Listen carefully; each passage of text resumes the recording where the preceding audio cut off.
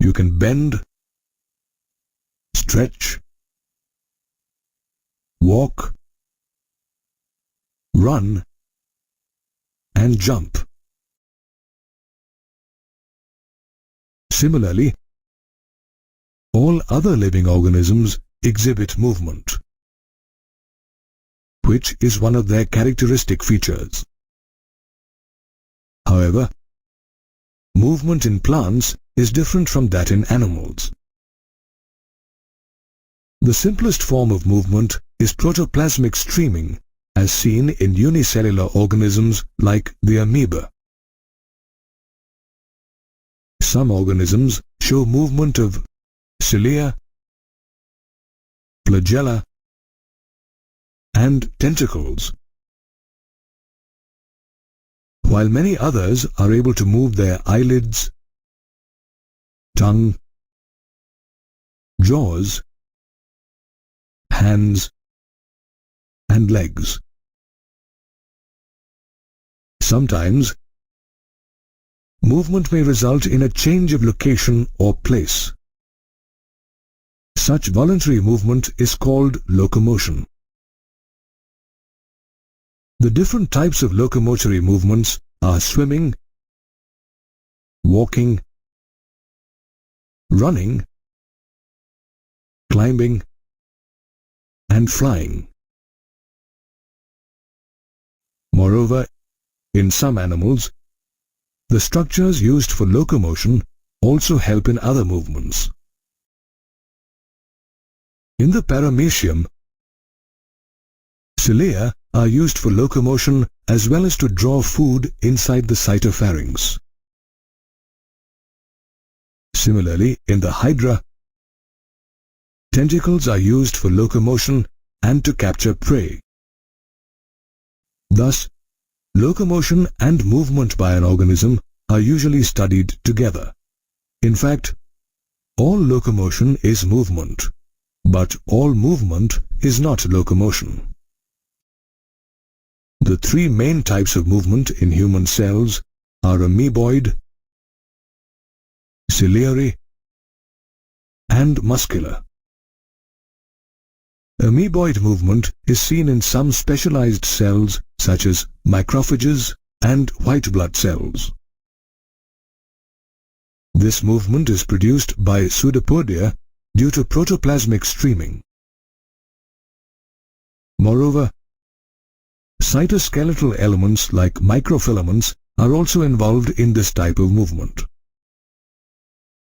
Another type of movement is ciliary movement, which occurs in most internal tubular organs lined by ciliated epithelium. One such example of ciliary movement is seen in the trachea, where the cilia move in a coordinated manner to remove dust particles and foreign substances inhaled while breathing.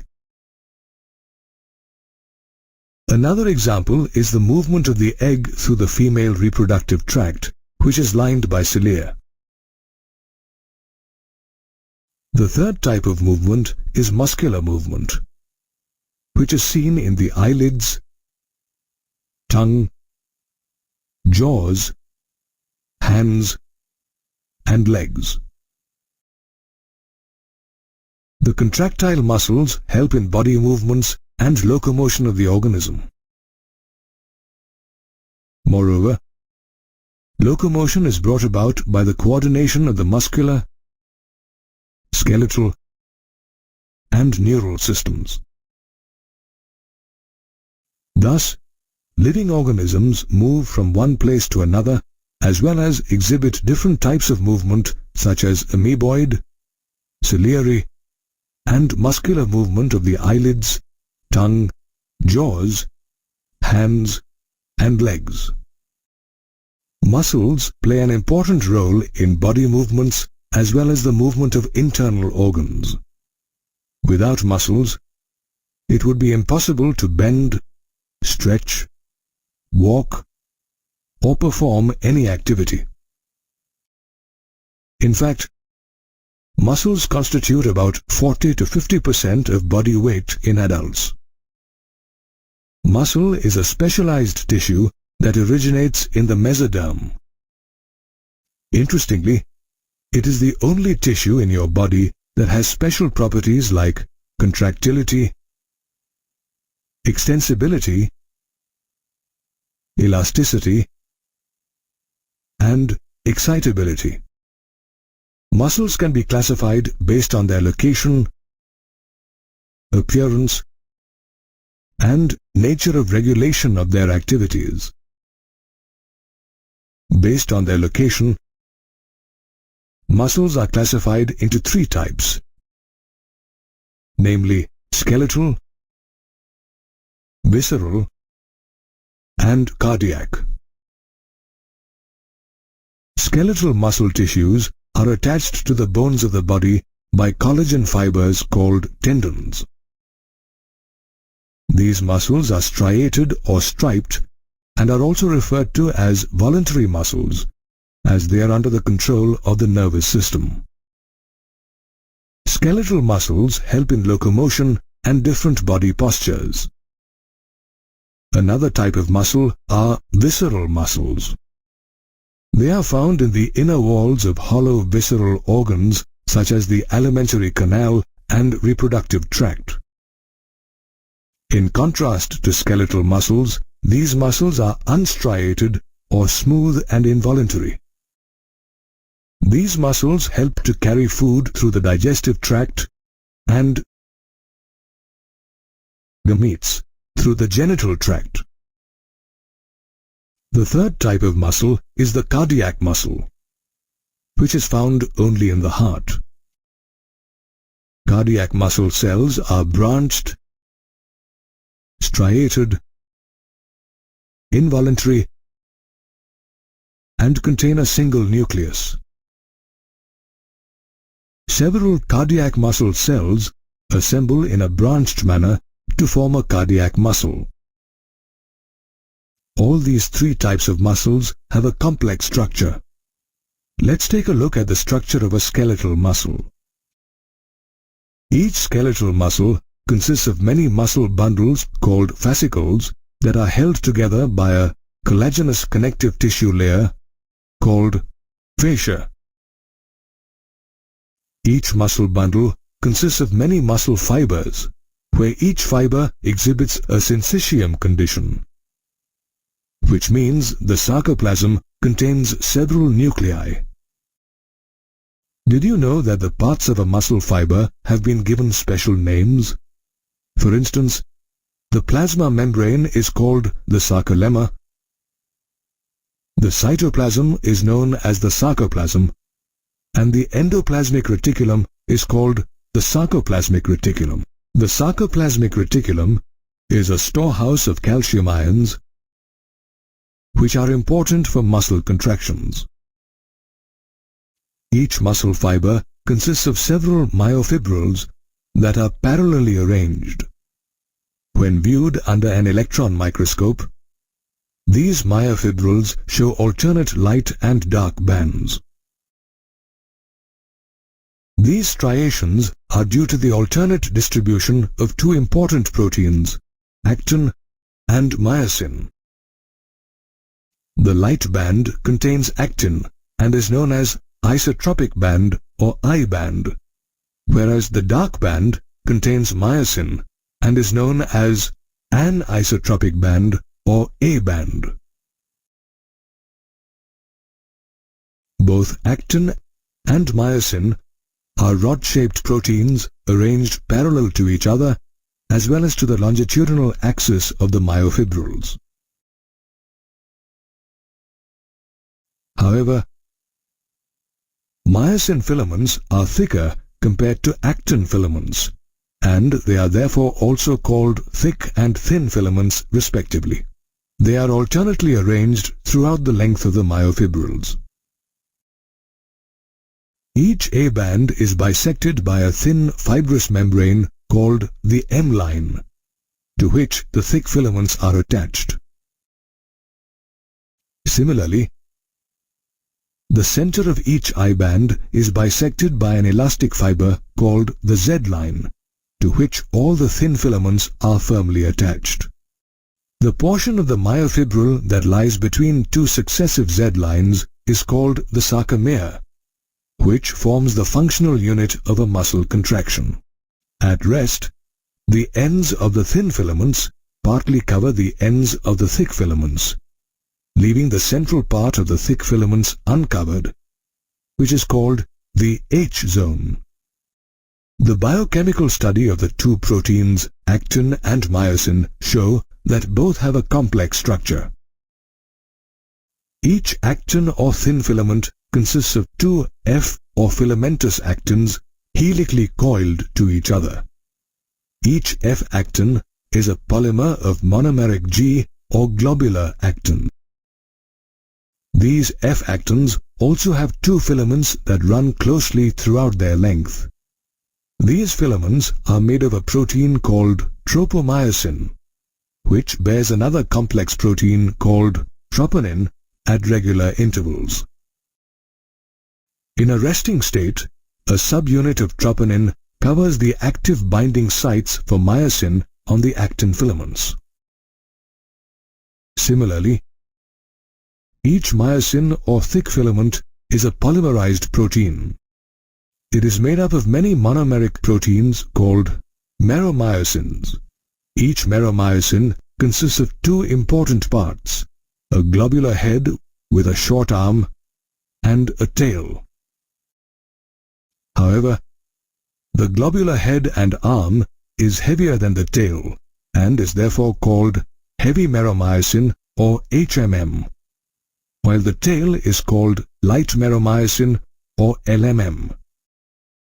The HMM component projects at regular distances at an angle from the surface of the myosin filament and is called the cross-arm. The head has binding sites for actin and ATP.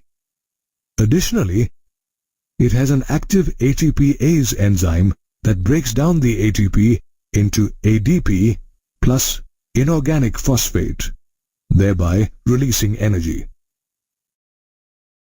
Although the human body has about 650 muscles, in every physical action, whether blinking or running, there is an interplay of muscles as well as complex proteins.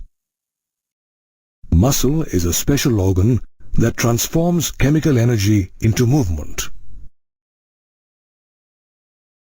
How do you think our muscles contract when we smile, jump, or cycle?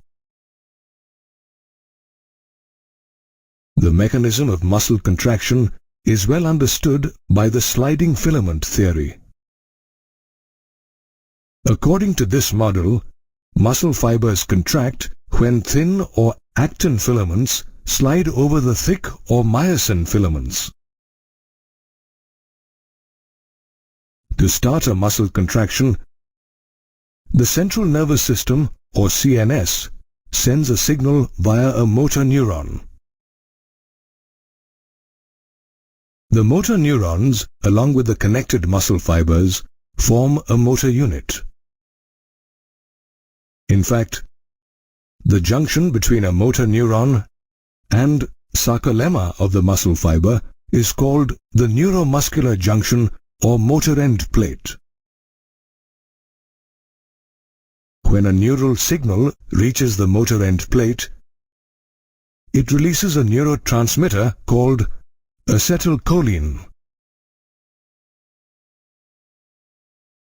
This neurotransmitter generates an action potential in the sarcolemma which spreads into the muscle fiber, causing the release of calcium ions in the sarcoplasm.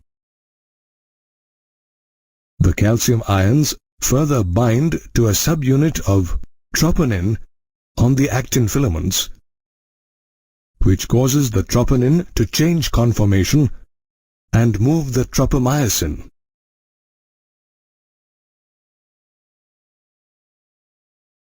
This unmasks the active sites on actin for myosin to bind to it after consuming energy released by ATP hydrolysis.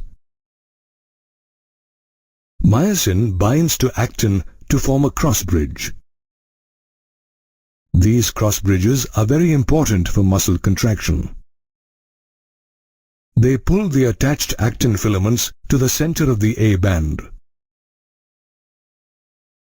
Moreover, the Z line attached to the actins is also pulled inwards, shortening the sarcomere, thereby causing a muscle contraction. During the contraction, the I bands are reduced, whereas the A bands retain their length. Interestingly, the filaments do not change in length, but merely slide over one another during a contraction. The myosin then releases ADP and inorganic phosphate to go back to its relaxed state, after which a new ATP binds to the myosin head and the cross bridge is broken. The myosin head again hydrolyzes ATP and forms a cross bridge. The stages of cross bridge formation, rotation of myosin head and cross bridge breakage are repeated with different or new actin molecules to cause further sliding. The process repeats till calcium ions are pumped back into the sarcoplasmic cisternae, resulting in the masking of actin filaments. This causes the Z lines to return to their original relaxed position. In fact, the repeated activation of muscles may lead to the accumulation of lactic acid due to the anaerobic breakdown of glycogen, causing muscle fatigue. Muscles can be of two types. 1. Those that undergo aerobic respiration, and 2. Those that depend on anaerobic process for energy. Muscles that respire aerobically are also called red fibers. They are thus named because these muscles contain a red pigment called myoglobin that stores oxygen. These muscles also have several mitochondria that consume the stored oxygen for ATP production. On the other hand, muscles that show anaerobic activity are called white fibers. They are thus named because they have very little myoglobin. They are high on sarcoplasmic reticulum but possess few mitochondria. Consequently, they use anaerobic energy processes. All muscles, however, irrespective of showing aerobic or anaerobic activity, contract via the sliding filament mechanism. Have you ever wondered how a boneless body would look? It would be a shapeless bag, making it difficult to move from one place to another. Our skeletal system gives shape to our body, and the muscular system helps in movement. The adult skeletal system consists of 206 bones and a few cartilages. Did you know that a newborn baby has around 300 bones, which fuse as the baby grows, resulting in 206 bones in an adult?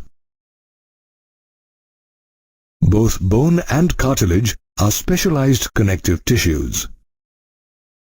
However, bone has a hard, non-pliable matrix due to the presence of rich calcium salts, while cartilage has a pliable matrix due to chondroitin salts. The skeletal system has two main divisions, the axial and the appendicular skeleton. The axial skeleton includes the basic central framework of our body, while the appendicular skeleton includes the bones of the limbs and their supporting girdles. The axial skeleton consists of 80 bones, which include the skull, vertebral column, ribs, and sternum. The skull has two sets of bones, cranial and facial. The 8 cranial bones fuse to form a cranium or brain box, while the 14 facial bones form the face. The skull also includes a U-shaped hyoid bone and 2 ear ossicles, one on either side. Each ear ossicle consists of 3 tiny bones: malleus, incus, and stapes. The skull also has a large hole called the foramen magnum, through which the spinal cord, after emerging from the brain, continues into the vertebral column. The skull articulates with the vertebral column with the help of 2 occipital condyles. The vertebral column has 3 main functions. It protects the spinal cord, supports the head, and serves as the point of attachment for the ribs. It consists of 26 differently shaped bones called vertebrae. Each has a central hollow portion called the neural canal, through which the spinal cord passes. The vertebrae are divided into 5 groups according to the region they occupy. The neck region has 7 cervical vertebrae, followed by 12 thoracic, 5 lumbar, 1 sacral, and 1 coccygeal. In adults, the sacral and coccygeal vertebrae unite to form the sacrum and coccyx respectively. In fact, the first 2 cervical vertebrae, called the atlas and the axis, allow nodding and rotating movements of the head. There are 12 pairs of ribs, where each rib is a flat bone attached dorsally to the thoracic vertebrae. The first 7 pairs of ribs are called true ribs, as they are attached dorsally to the thoracic vertebrae and ventrally to the sternum by means of hyaline cartilage. The 8th, 9th, and 10th pairs of ribs are called false ribs or vertebrochondral ribs. These ribs are not attached directly to the sternum, but they join the 7th rib with the help of hyaline cartilage. The last 2 pairs are called floating ribs, as they are not attached to the sternum. The ribs, along with the thoracic vertebrae and sternum, form the rib cage, which protects vital organs like the heart and lungs. Thus, the axial skeleton consists of 80 bones, including the skull, vertebral column, ribs, and sternum. The remaining 126 bones form the appendicular skeleton, which includes the bones of the limbs and their supporting girdles. Interestingly, each limb consists of 30 bones. The bones of the forelimb or hand include the humerus, radius, and ulna, 8 carpals or wrist bones, 5 metacarpals or palm bones, and 14 phalanges.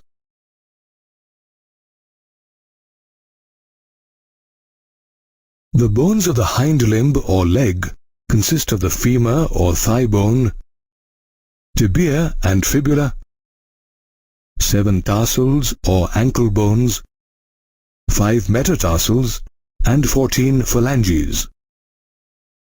Another bone called the patella or kneecap is found on the ventral side of the knee. The remaining 6 bones form the girdle bones, which articulate with the limb bones to the axial skeleton. There are 2 girdles, the pectoral or shoulder girdle and the pelvic or hip girdle.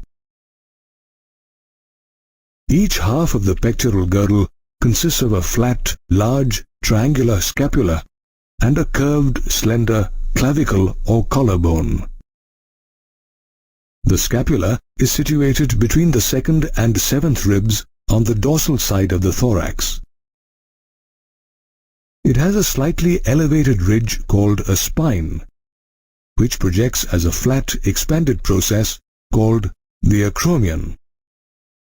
Below the acromion is a cup-shaped cavity called the glenoid cavity, into which fits the head of the humerus to form the shoulder joint. In addition, the acromion articulates with one end of the clavicle to form the acromioclavicular joint, while the other end connects to the upper part of the sternum. The pectoral girdle plays an important role in the movement of the arms. The other girdle is the pelvic girdle, which consists of two coxal or hip bones. Each coxal bone consists of three bones: the ilium, ischium, and pubis. These bones fuse to form a cavity called the acetabulum, into which fits the head of the femur or thigh bone. The two halves of the hip bones connect dorsally to the sacrum, while these bones meet ventrally with the help of fibrous cartilage to form the pubic symphysis. The pelvic girdle not only supports the limb bones, but also protects the abdominal organs like the reproductive organs and urinary tract. In fact, the female pelvis is wider than the male pelvis to facilitate childbirth. The bones of our body articulate in a way that provides a framework to our body, protect our internal organs, and help in body movements. The point at which two bones or a bone and a cartilage make contact is called a joint. These joints play an important role in the movement of the bony parts of our body, as well as in locomotion. However, their movability depends on various factors such as the force exerted by the muscles, weight, and act of fulcrum, where the joint acts as the fulcrum. Depending on how bones are connected to each other, joints are classified into three major types: fibrous, cartilaginous, and synovial. Fibrous joints do not allow any movement and are also referred to as immovable joints. For example, the cranial bones, which fuse end to end with the help of fibrous connective tissues to form the cranium. Another type is the cartilaginous joint, in which bones are joined with the help of cartilage.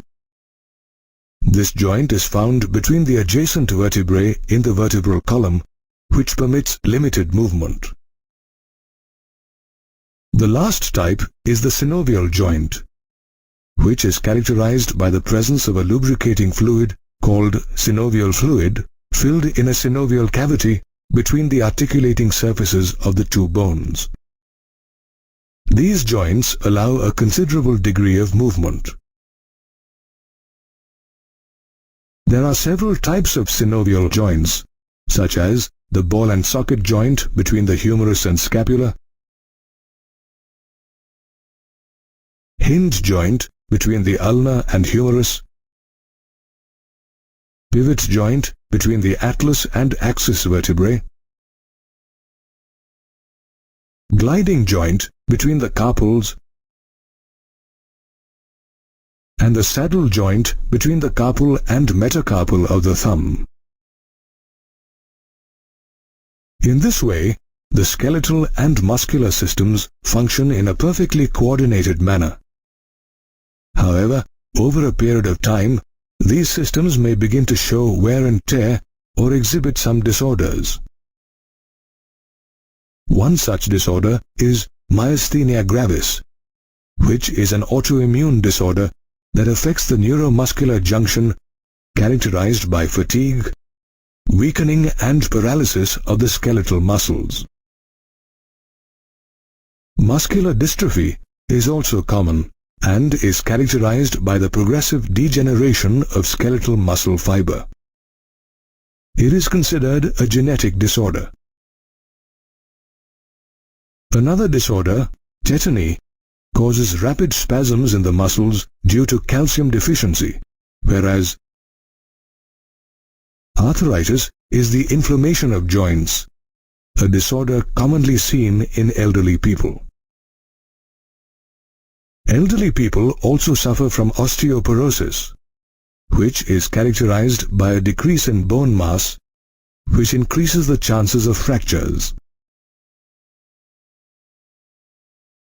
It is caused by a decrease in the level of estrogen and is therefore more common in women. Gout is another disorder which results in the inflammation of joints due to the accumulation of uric acid crystals.